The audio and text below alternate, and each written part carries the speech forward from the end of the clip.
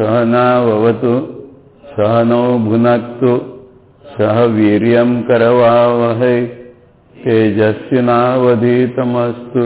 मा विद्विषावहै। ओम शांति शांति शांति। दूसरे अध्याय की दूसरी वल्ली। पहली वल्ली में कई प्रकार से ब्रह्म का ज्ञान स्वरूप का अनुभव कराया गया, परंतु ब्रह्म का ज्ञान कठिन नहीं होता है, बहुत गहराई में होता है। इसलिए दूसरे प्रकार से वही ज्ञान कराया जाता है। पुरम एकादश द्वारम अजस्य अवक्र चेतसा अनुष्ठाय न शोचति विमुक्तश्च विमुच्यते एतद्वै तत्। 9 द्वारी का पिंजरा सुना है ना, और इसमें एकादश द्वार है। तो इसमें जो हमें पहले में नहीं थे, ऐसे 2 द्वार हो रहे। एक सिर में है, वो ब्रह्मरंध्र, और एक नाभि में, तो 11 हो जाते हैं। मुंह के साथ नीचे के 2, नाभि का एक, सिर का एक। ये इसलिए कहे गए हैं द्वार कि प्राण उत्क्रमण इसमें से किसी में से हुआ करता है।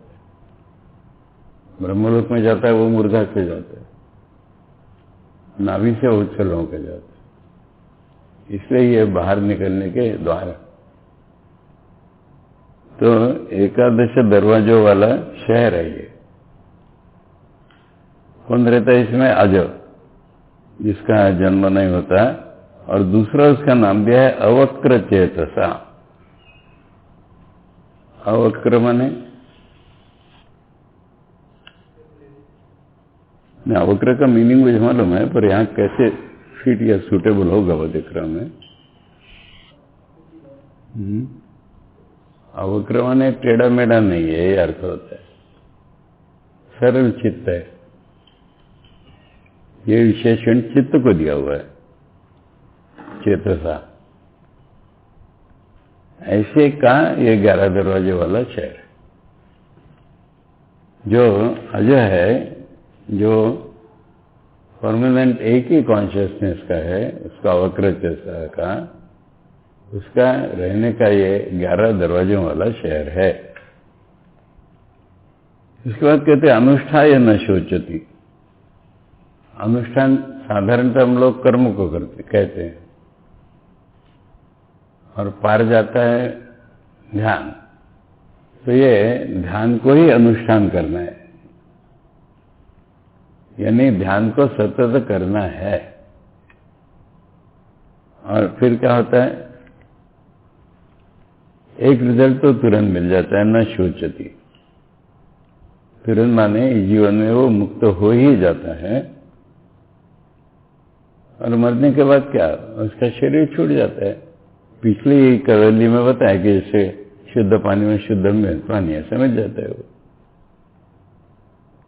देखो आचार्य क्या कहते हैं, फिर नचिकेता से कह रहे एतद्वै तत्, यही हुआ है जो तूने पूछा था, मरने के बाद कुछ रहता है क्या? आचार्य कह रहे पुनरपि प्रकारांतरेण ब्रह्म तत्व निर्धारणार्थो अयम आरंभो। फिर से ब्रह्म तत्व का स्वरूप का निर्धारण करने के लिए ये वल्ली में शुरू किया जा रहा है। दुर्वेदन्य तो ब्रह्मणा, ब्रह्म को जानना कठिन है, इसलिए दूसरे प्रकार से यहां बताया जा रहा है। पुरम, पुरम ही वो पुरम, आचार्य कह रहे शहर नहीं है, ये शहर के समान है। द्वारपाल पालदी अधिष्ठात्रा दी अनेक पुरोपकरणम असंपत्ति दर्शनात् शरीरम पुरम। द्वारपाल हैं, अधिष्ठाता हैं, ये सब मन में रहते हैं। तो इस प्रकार शहर में जो चीज होती है वो सारी दिखाई पड़ती है, इसलिए शहर बोला इसको। पुरम च सोपकरणम स्वात्मना संवत स्वतंत्र अभ्यर्थम दृष्टम। संपूर्ण, जिस प्रकार संपूर्ण सामग्री के सहित प्रत्येक पुर अपने से असंवत स्वतंत्र स्वामी के लिए देखा जाता है।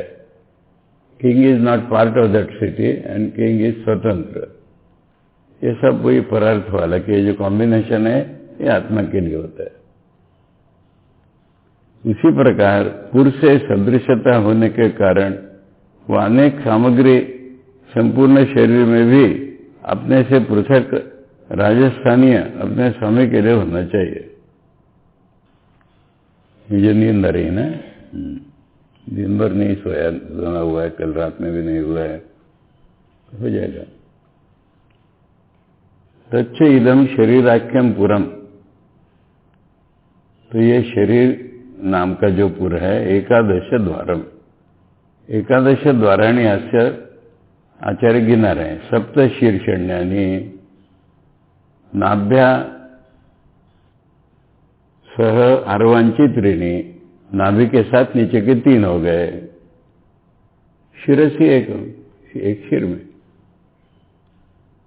तैर एकादश द्वारम पुरम, कस्य किसका है ये? अजस्य, अज माने जन्मादि विक्रिया रहितस्य, जन्म से मरण तक ऐसे कोई विक्रिया जिसमें नहीं होती। आत्मनो राजस्थानीय से, शहर का राजा के समान उसका स्थान है। पूरा धर्म विलक्षण से, वो शरीर के जैसे कैरेक्टरिस्टिक नहीं है उसके। अवक्र चेतसो, अवक्रम अकुटिलम आदित्य प्रकाशवत नित्यमेव अवस्थितम एक रूपम। अवक्र माने कुटिल, कुटिल टेढ़ा-मेढ़ा, टेढ़ा-मेढ़ा नहीं है। जैसे सूर्य का प्रकाश सर्वव्यापी है, सीधे सीधे आता है, वैसा ही है। चेतो विज्ञानम अस्य इति अवक्र चेता तस्य अवक्र चेतसो राजस्थानीय से ब्रह्मण। वैसे ये ब्रह्म का है, इसलिए राजा के समान जो ब्रह्मा है उसकी बात चल रही है कि वो प्रकाशित है। यस्य इदम पुरम तम परमेश्वरम पुरस्वामिनम अनुष्ठाय ध्यात्वा।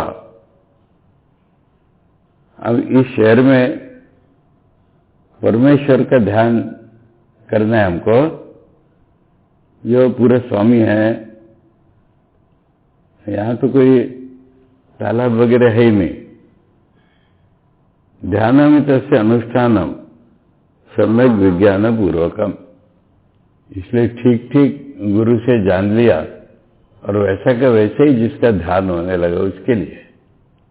ध्यान को अपनी आंखें नहीं है, अलग से कुछ देखेगा, पर ये जो श्रवण किया है गुरु से वही ज्ञानरूप हो जाएगा। यस्य इदम पुरम तम परमेश्वरम पुरस्वामिनम अनुष्ठाय ध्यात्वा। तो इस परमेश्वर का क्या करना है? ध्यान करना है। तो यहाँ अनुष्ठान का अर्थ ध्यान ही लेना है। ध्यान ही तस्य अनुष्ठानम सम्यक विज्ञान पूर्वकम इति, इसलिए सम्यक विज्ञान पूर्वकम ध्यानम, ये पतंजलि में और इसमें महान फर्क हो गया। ब्रह्म का स्वरूप जान करके जो ध्यान किया जाता है, ब्रह्म का स्वरूप मन में रख करके जो ध्यान किया जाता है, वही ज्ञान कहलाएगा। ठीक है। ध्यानमित से अनुष्ठानम सम्यक विज्ञान पूर्वकम तम सर्वेषणा विनिर्मुक्ता सन, और वो दूसरे किसी के साथ तो मिक्स होगा ही नहीं है। इसलिए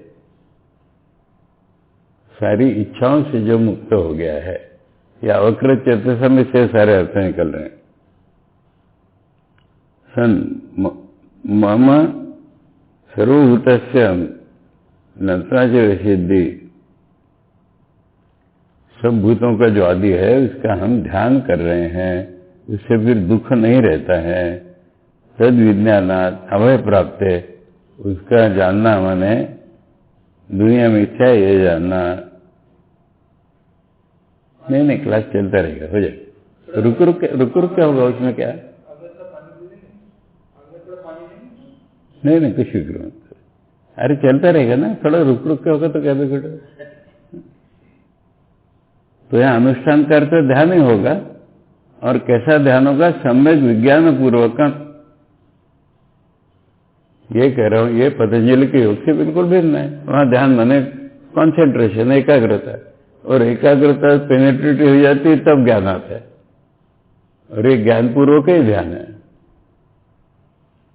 किसी ने किसी से पूछा, न जानने वाले साधक भी नहीं है मान लो, तो किसी ने पूछा एक साधक से,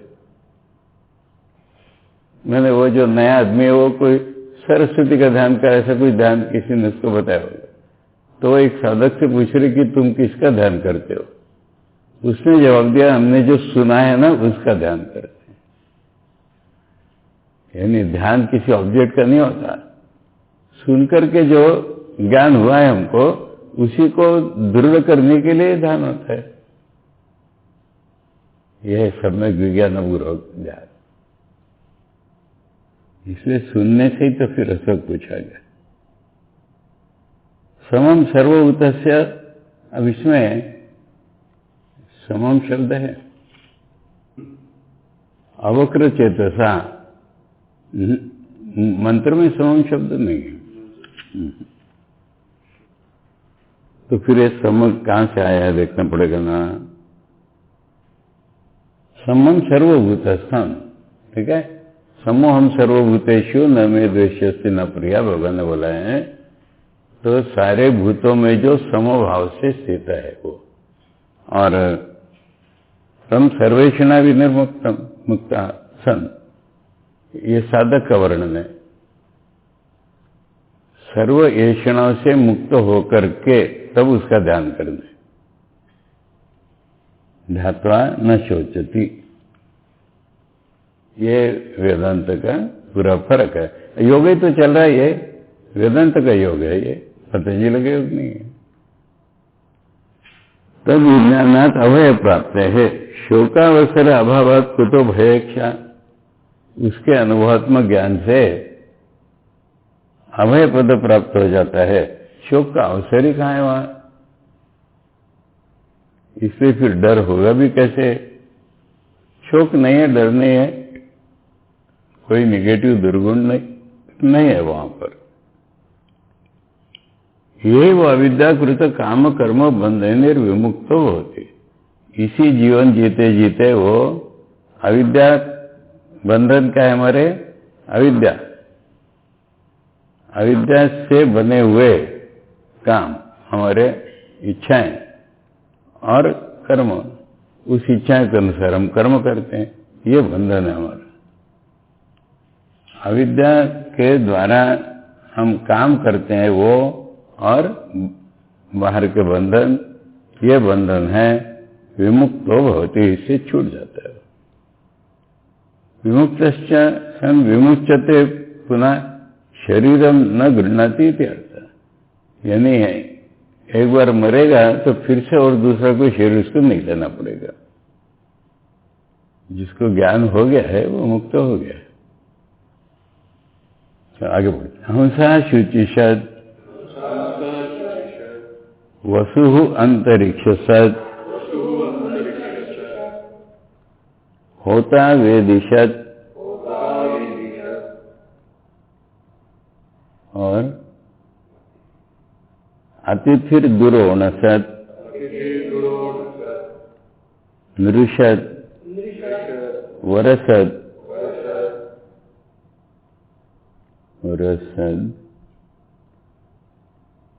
अच्छा सद है यहाँ तक, नृषद हो गया, वरसद ऋतसद,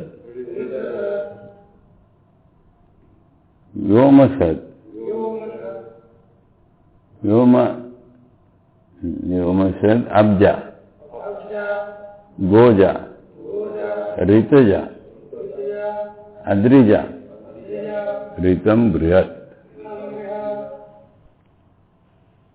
कैसा है वो? ऐसी कुछ क्वालिटीज दिए जाते हैं निर्गुण ब्रह्म के भी कि जिसके आधार पर हम ध्यान कर सकते। बोला ना, जो सुना है उसी का ध्यान करना है।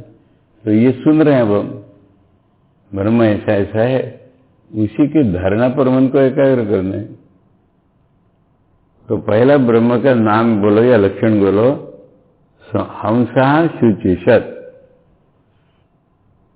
और वसु, हंसा माने जाने वाला, ये अर्थ होता है। हाँ? शुचि माने हमसे ऊपर के जो लोग हैं, जो दिव्य लोग हैं, वो सारे अच्छे ही रहते हैं, पवित्र रहते हैं। वहां चला जाता है वो। कौन? जो शुचि है, शुद्ध है, वो वहां चला जाता है। वसु अंतरिक्ष सत, वसु का अर्थ है वासयंती सर्वानी इति, सबको जो घर दे देता है रहने के लिए। अपने आप बहुतों को घर ही नहीं है, तो इसलिए भोगी लोगों को या आदमियों को रहने को एक घर जिसके कारण मिलता है, अंतरिक्ष सत, अंतरिक्ष में जाता है वायु के रूप में, होता है वेदिशत। वेदी माने जिसमें अग्नि हवन चल रहा है, वो वेदी। और वहां पर जो आहुति डालता है उसका नाम होता। तो होता जो यज्ञ कर रहा है वो भगवान का एक रूप है। होता वेदिशत, एक समय आएगा जब वो होता भी नहीं रहेगा। अतिथि दुरोणसत, अब ये दुरोण के क्या अर्थ होते हैं? द्रोण के क्या अर्थ होते हैं? कलश, कलश को द्रोण कहते हैं। अतिथि होकर के द्रोण में रहता है, यानी सोमरस। यज्ञ के समय सोमरस की जरूरत पड़ती है, उसको पीस के कटोरी में पास में रख लेते हैं। फिर होता वेदिशद हो गया, अतिरिक्त दुरण सत हो गया। नरुषद, शत का अर्थ होता है, हमने सत धातु पढ़ी थी ना उपनिषद में, सत माने जाना। अब जो समझ में आता है तो उसका तो जाने वाला हो जाएगा। नरुषद, आदमियों में रहने वाला, या आदमियों में जो श्रेष्ठ है वो जाते हैं, इसलिए जाने वाला। वरसत, वर माने जो श्रेष्ठ है, यानी देवता लोग। देवता लोगों में भी रहता है ब्रह्म, जाता है। तो ये वरसत, और इसके हिसाब से वो व्योमसद है। यहां अग्नि ही व्योम का अर्थ ले रहा है।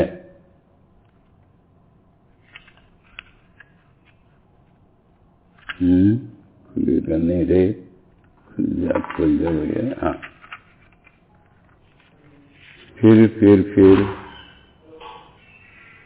नरुषद, वरसत। वरसत माने देवता लोक में रहने वाला हो गया। ऋतसत, ऋतु जो है ना, ऋतु माने सत्य, उसमें रहता है वो। व्योमसत, आकाश में रहता है। अब्जा, अब ये जाने वाला विशेषण छोड़ दिया, दूसरे प्रकार विशेषण आ गया। अब्जा, अब माने पानी, पानी के गोत्र जिसके हैं। गोजा, गो माने यज्ञ हवन, उसमें रहने वाला। ऋतुजा, ऋतुजा माने क्या कहते हैं उसको, सिविंग क्वार्टर्स, जो घर जिसको रूम, उसमें रहने वाला। अद्रिजा, पहाड़ों में या पहाड़ों के भीतर रहने वाला। ऋतम बृहत, ऋतम, ऋतम माने सत्य स्वरूप, बृहत माने महान है, बड़ा है। ऐसे कुछ क्वालिटीज बताए जिनके सारे ब्रह्म का ध्यान हो सकता है। आचार्य कह रहे ठीक है छोड़ दो, कल पढ़ेंगे। हाँ, यहां तक पढ़ लिए, क्योंकि क्लास छोड़ देना ठीक नहीं ना, कुछ तो पढ़ा। ओम सहनावतु सहनौ भुनक्तु सह वीर्यं करवावहै तेजस्विनावधीतमस्तु मा विद्विषावहै। ओम शांति शांति शांति। हरि ओम तत्सत। श्री रामकृष्ण अर्पणमस्तु।